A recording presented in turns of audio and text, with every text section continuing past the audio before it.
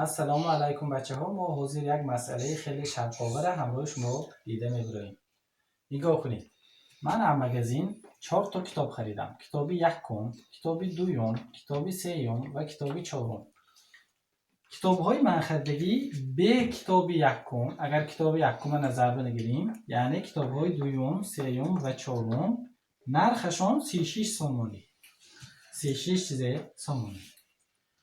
اکنون به کتاب دوم، کتاب‌های یکم، سوم، چهارم، کتاب‌های یکم، سوم، چهارم، نرخشان 40 سومانی.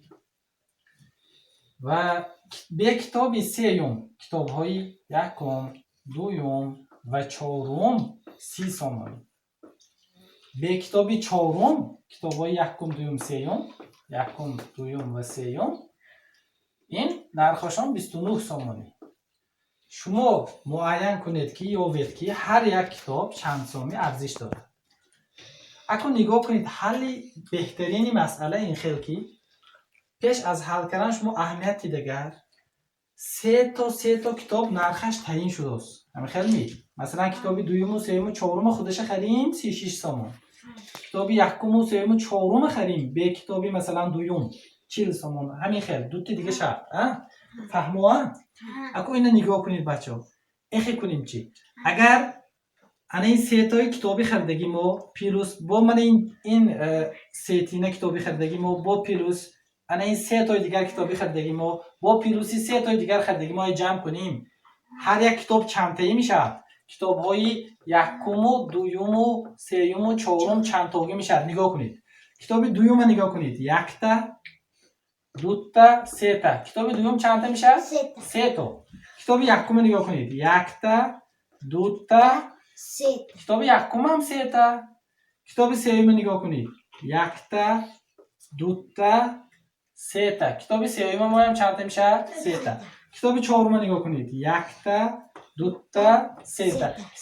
کتاب چهارم ما هم چند تا؟ سه تا. یعنی کتاب یکم سه دانه، کتاب دوم سه دانه، کتاب سوم سه دانه، کتاب چهارم هم سه دانگی خریم. اگر نرخ آنها چند پول بوده است، اکو نرخاشون هم جمع کنیم ده.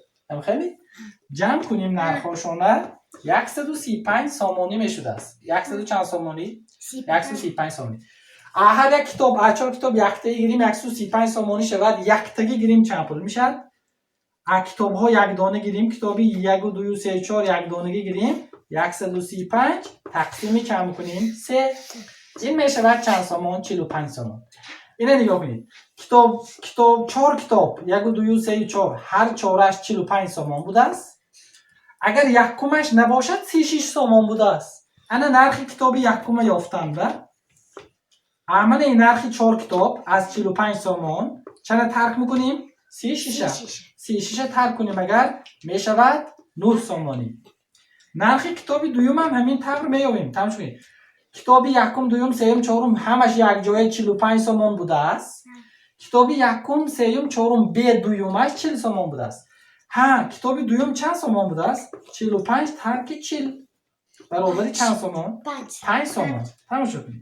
کتاب سوم نگاه کنید. کتاب سوم از این معادل اینجاش میاریم. تمام شد. کتاب یکم و دوم و چهارم 30 سومان بود کوشاتی مثلا ده. هر 4 کتاب 45 سومان. پس 45 ترک جمع کنیم 30 میشه چند سومان؟ 15 سومان. انا کتاب چهارم هم بیاویم هم خیلی کرد. کتاب چهارم ما چند ترک میکنیم از 45؟ 29. 29 ترک کنیم چند؟ 16 سومان.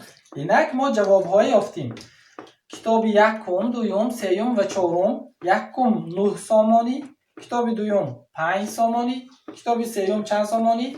15 سومانی و کتاب چهارم چند سومانی شد؟ 16 سومانی. تمام بچه‌ها. مثلا معقول شد خیلی شب‌آورم. معقول شده باشد لایک ماندن رو فراموش